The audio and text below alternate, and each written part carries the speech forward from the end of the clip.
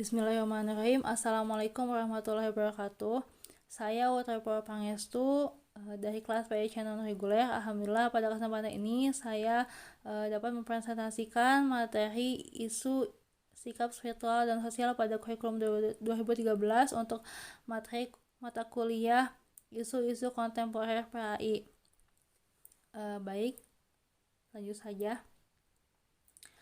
Sebagaimana diketahui bahwasanya salah satu tujuan dari pendidikan nasional adalah berkembangnya potensi peserta didik agar menjadi manusia yang beriman, bertakwa kepada Tuhan Yang Maha Esa, berakhlak mulia, sehat, berilmu, cakap, kreatif, mandiri, dan menjadi warga negara yang demokratis dan juga bertanggung jawab.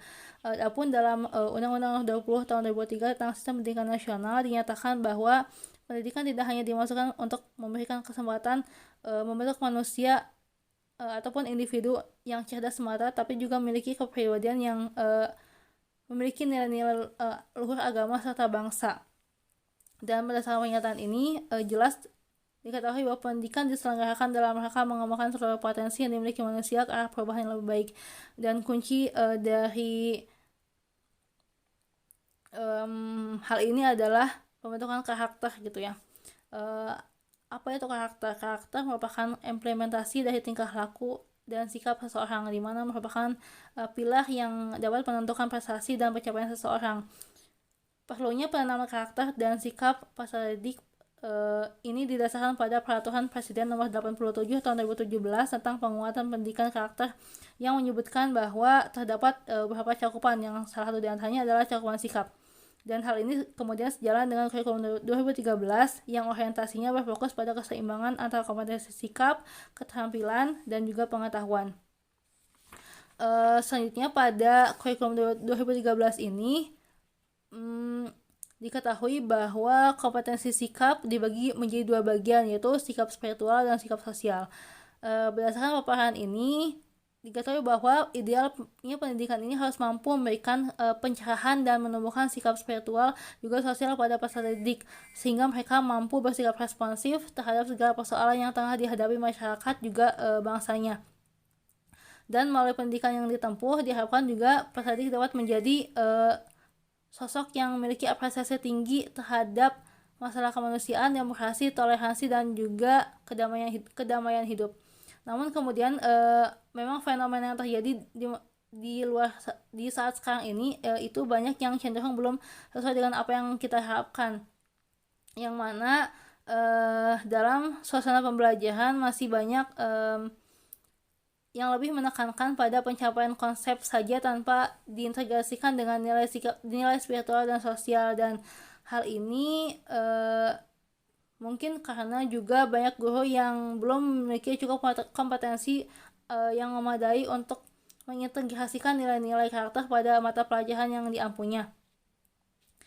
Selain itu juga tentang pembiasaan berpikir kritis yang masih belum membudaya pada proses pembelajaran, yang mana hal ini kemudian membentuk cara berpikir yang sempit dan mengarah pada sikap fasisme.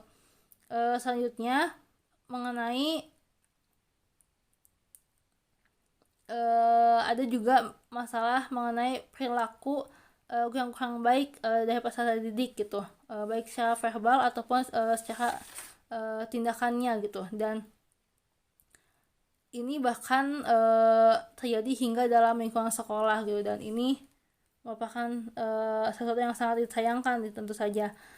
Dan banyak dari fenomena-fenomena tersebut dapat dilihat bahwa menjadi penting kemudian untuk menumbuhkan sikap spiritual dan sosial yang kuat dalam diri peserta didik. Dan pengembangan kurikulum 2013 ini dirasa merupakan langkah yang strategis untuk dapat menyelesaikan persoalan-persoalan yang dihadapi dalam dunia pendidikan Indonesia, dan utamanya ini berkaitan dengan isu-isu sikap spiritual dan sosial.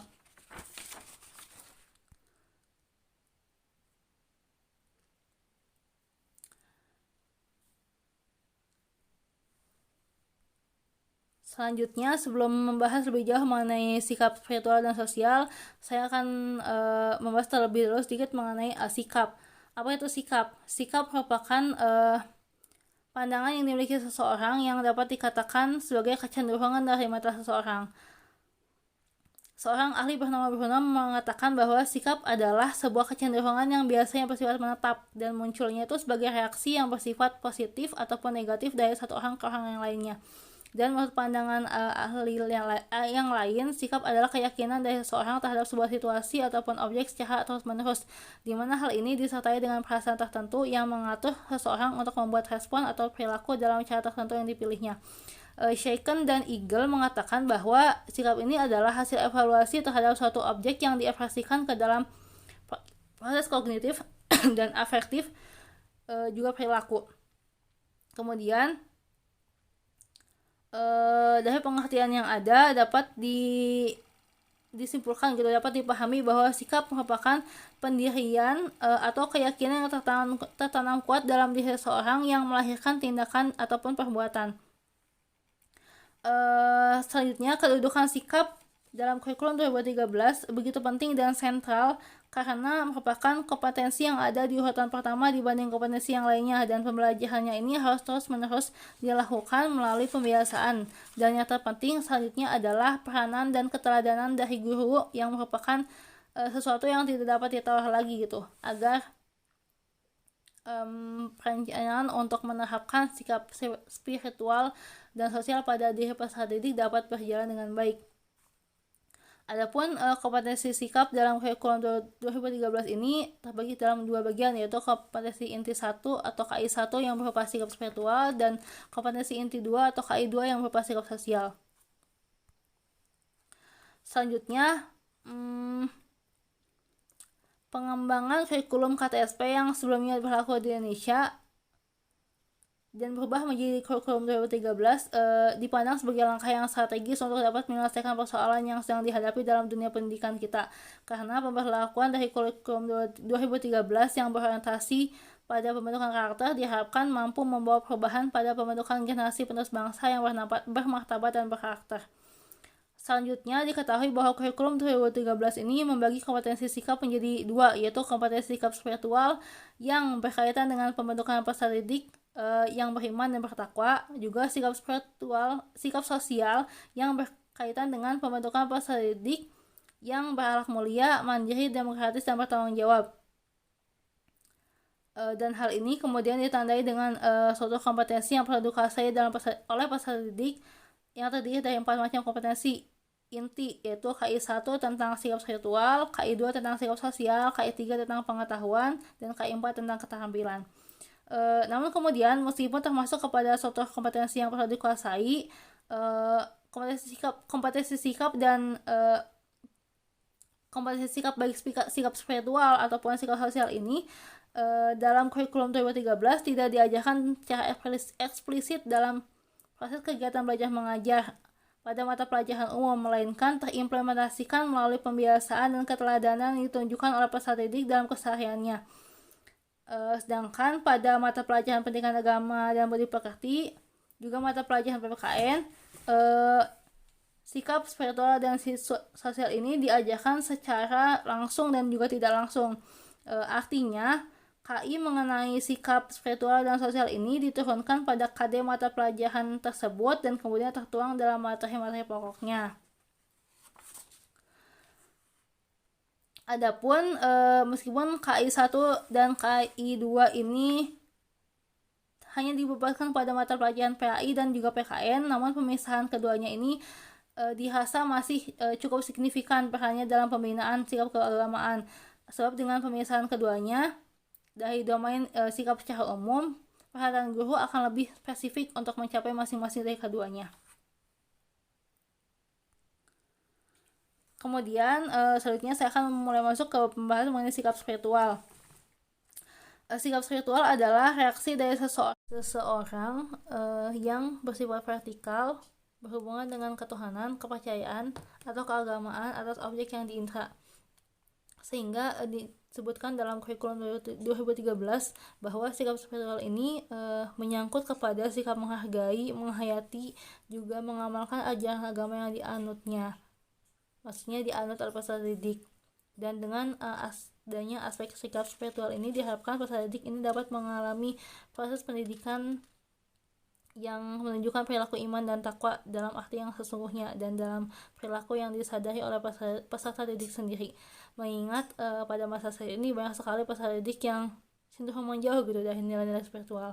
Maka tujuan dari sikap spiritual ini adalah terkait pada usaha yang berhubungan dengan pembentukan peserta didik yang beriman dan juga bertakwa. Dalam konteks pendidikan, sikap spiritual ini adalah perilaku standar yang harus dimiliki oleh peserta didik yang berhubungan dengan kejiwaan terkait rohani dan batin atau iman dan takwa kepada Tuhan Yang Maha Esa. Kemudian selain itu, karena sikap spiritual yang diharapkan dimiliki oleh peserta didik terhadap agamanya terkait kepada 5 jenis aspek. Yang pertama adalah peserta didik ini dapat menerima, dalam artian dia menerima, menyambut dan menyetujui agama yang dianutnya.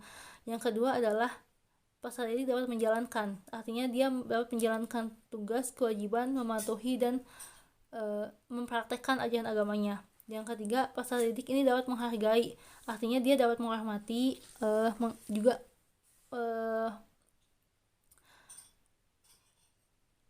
bersikap menghargai gitu ya kepada nilai-nilai yang ada dalam agamanya.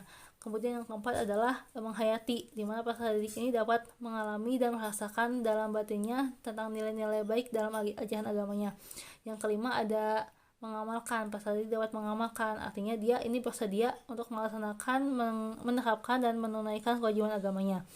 Adapun indikator dari sikap spiritual yang ditekankan pada kurikulum 2013 ini diantaranya adalah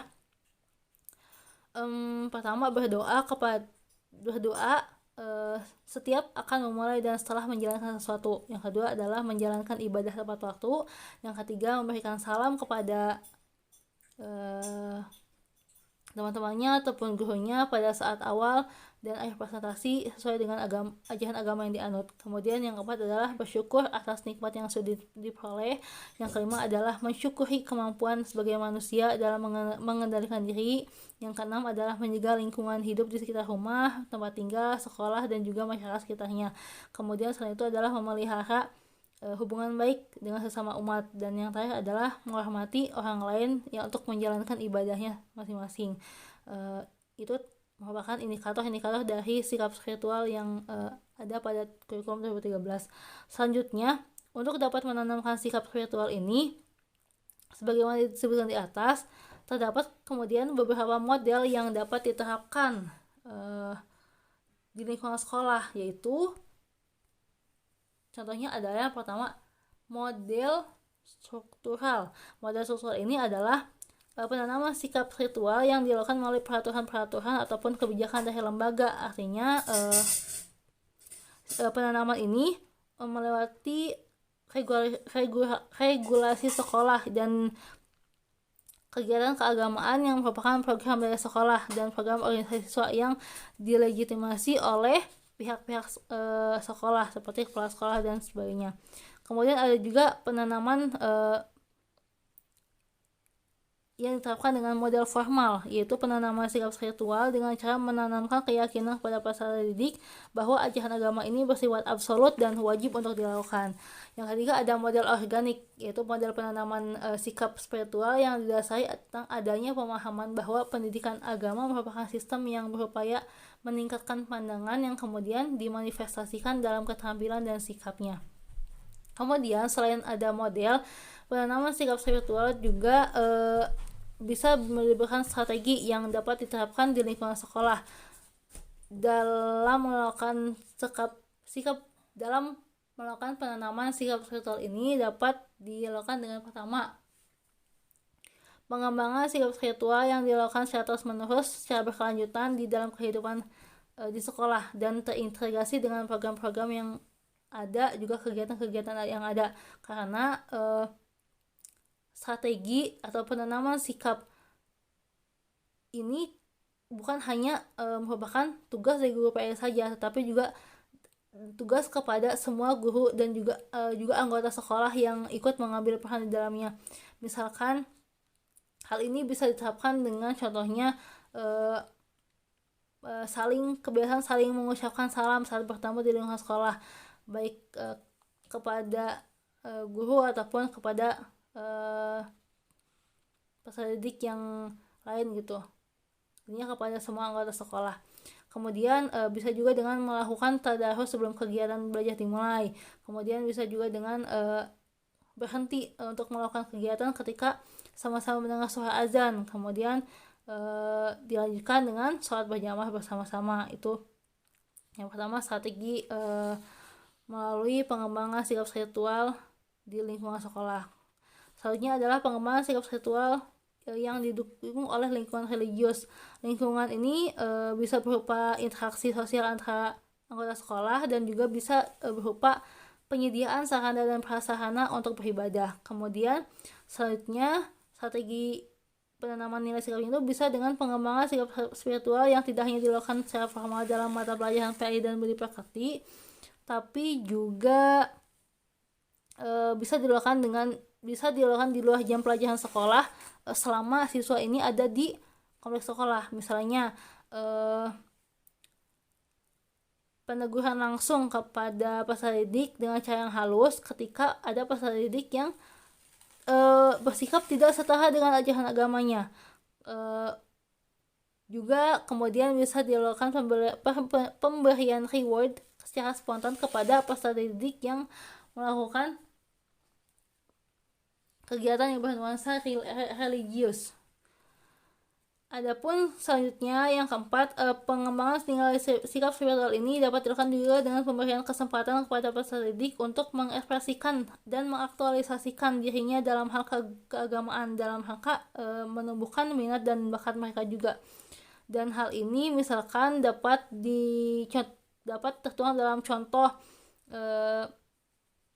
penugasan mengumandangkan azan di masjid sekolah saat waktu duhur tiba, melantunkan ayat-ayat Al-Quran secara taktil dan tilawah di momentum-momentum peringatan Hari Besar Islam, dan sebagainya. Kemudian yang terakhir ada juga melalui pengembangan sikap spiritual yang juga dapat dilakukan dengan penyelenggaraan lomba-lomba keagamaan, baik lomba yang bersifat pengembangan intelektual ataupun kognitif, ataupun juga bersifat keterampilan untuk memperhatikan misalkan tata cara beribadah. Dan perlombaan ini kemudian bisa dilakukan pada momentum-momentum Hari Besar Islam gitu, ataupun juga ulang tahun sekolah dan sebagainya. Kemudian selanjutnya, sikap sosial. Apa itu sikap sosial? Dalam studi kepustakaan, sikap sosial ini adalah komponen psikologis yang dapat diketahui jika ditunjukkan dalam perilaku nyata yang dilakukan oleh individu terhadap objek tertentu. Selanjutnya, menurut Muhyiddin Shah, sikap sosial ini merupakan kecenderungan yang relatif menetap untuk bereaksi dengan cara yang baik ataupun tidak baik terhadap orang ataupun hal tertentu.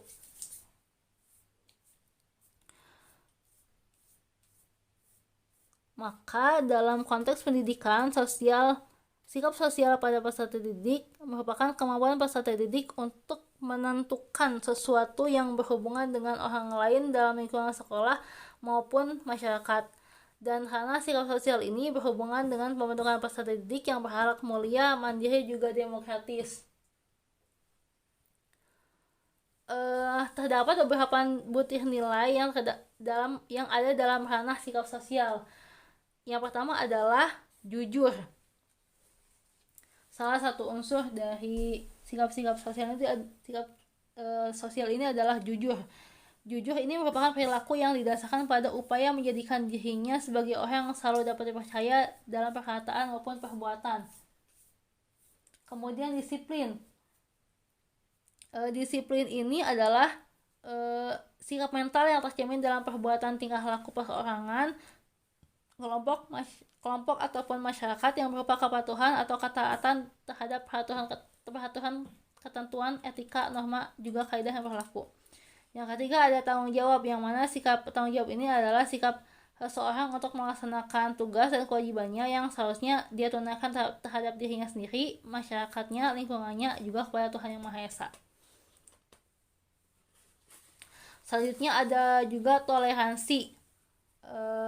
Toleransi adalah sikap dan juga tindakan yang menghargai keberagaman latar belakang, pandangan, dan juga keyakinan.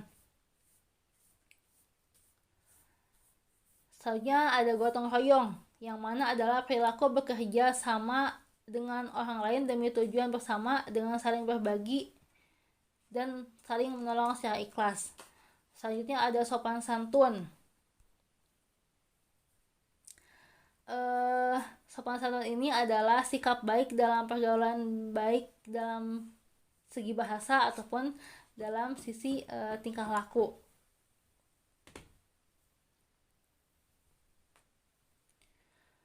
Selanjutnya ada responsif, yang artinya adalah sikap antusias seseorang dalam menyikapi berbagai hal yang dihadapinya dan memiliki kesadaran untuk memenuhi kewajibannya. Dan yang terakhir adalah proaktif. Proaktif ini adalah sikap yang ditunjukkan atau kemampuan seseorang untuk mengambil keputusan secara bijak dan bertanggung jawab, dan terdapat unsur inisiatif di dalamnya.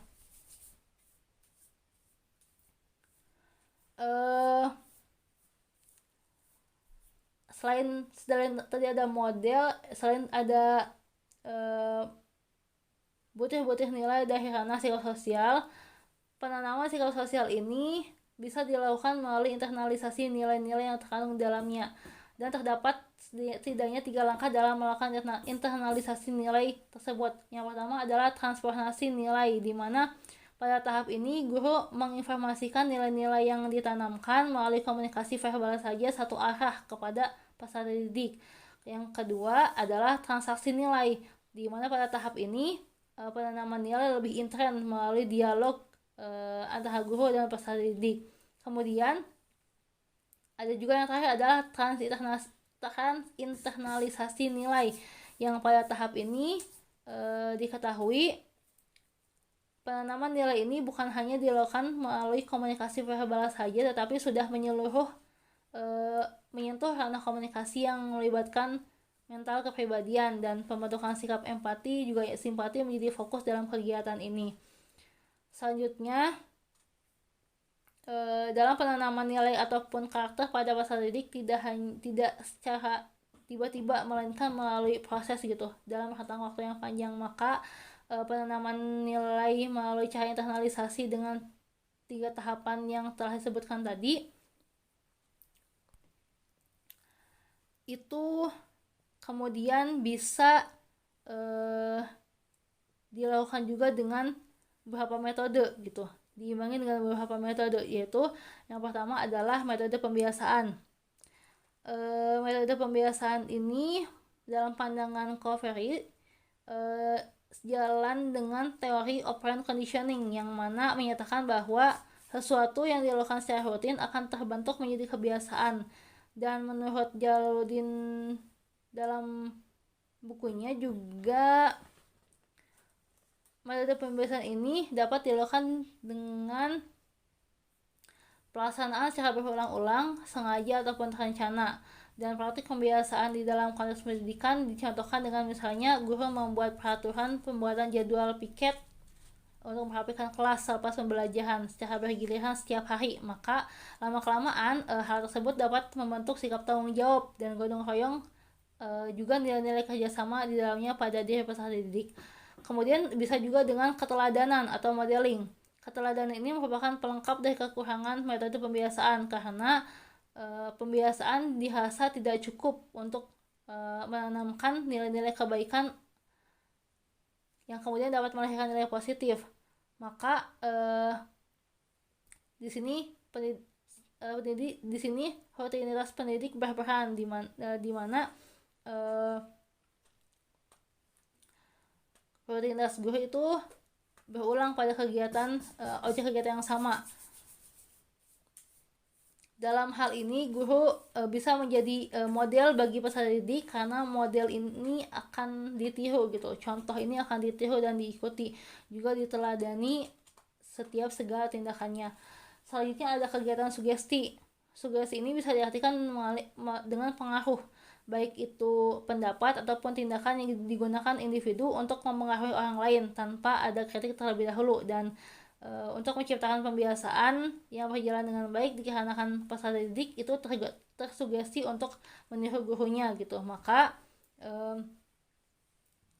guru bisa dianjurkan untuk yang pertama membuat kesan yang baik dan menyenangkan gitu kepada peserta didik. Kemudian bisa juga guru dianjurkan untuk memahami dan memiliki kemampuan untuk mengembangkan pribadi dari peserta didik. Kemudian membangun sikap spiritual dan sosial dengan komunikasi yang baik ataupun juga dengan misalkan dengan hadiah. Selanjutnya,